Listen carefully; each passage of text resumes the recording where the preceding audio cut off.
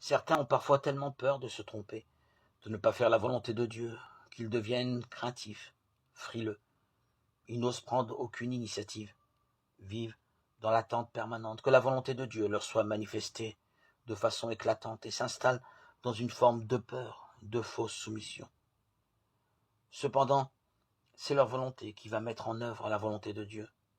Il leur faut trouver un juste équilibre entre l'initiative, l'audace, la créativité et la docilité à l'esprit.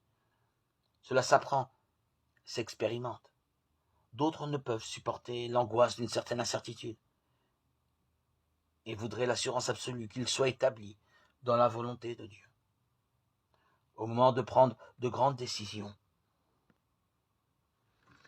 il est indispensable de se faire aider, en sachant toutefois que personne ne peut discerner pour l'autre et qu'il appartient à chacun de discerner son propre chemin.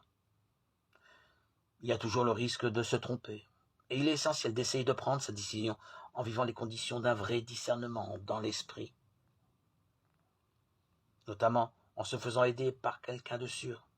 Si nous demeurons disponibles, nous pouvons être certains que la sagesse et l'amour de Dieu nous remettront sur les bons rails. Nous pensons parfois avoir peur de nous tromper, alors qu'au fond, nous ne sommes pas vraiment décidés à faire tout ce qu'il nous dira. Jean 2, 5.